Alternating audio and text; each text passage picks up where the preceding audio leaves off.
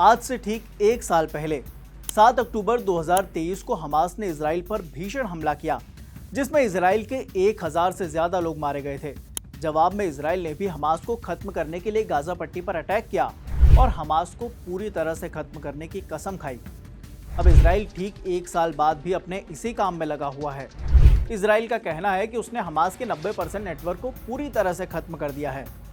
Israel ने जो युद्ध गाजा पट्टी में शुरू किया था, वो अब मिडिल ईस्ट के कई देशों में फैलता जा रहा है। लेबनान का हिजबुल्लाह ग्रुप हमास के समर्थन के लिए पिछले एक साल से इजराइल पर मिसाइलों की बरसात कर रहा है। जवाब में इजराइल ने भी हिजबुल्लाह को काफी नुकसान पहुंचाया है।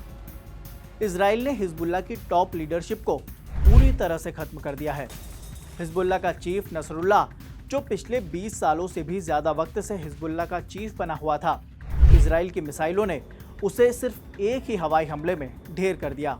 और अब इजराइल ने हिजबुल्लाह को खत्म करने के लिए अपनी सेना लेबनान के अंदर भेज दी है। हिजबुल्लाह के चीफ नसरुल्लाह की मौत के बाद ईरान ने इजराइल पर 180 से ज्यादा बैलिस्टिक मिसाइलों से हमला किया था।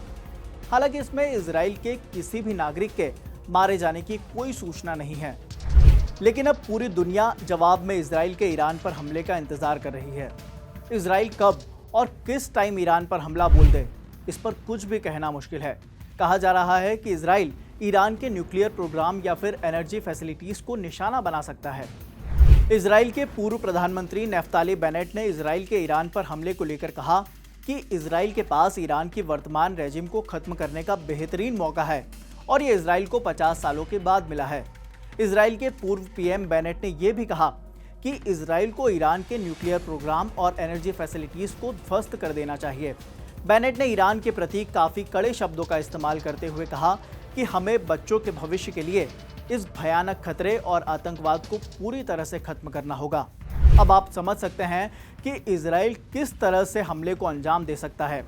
तो ये तो थी इजराइल और ईरान के बीच तनाव की पूरी टाइमलाइन।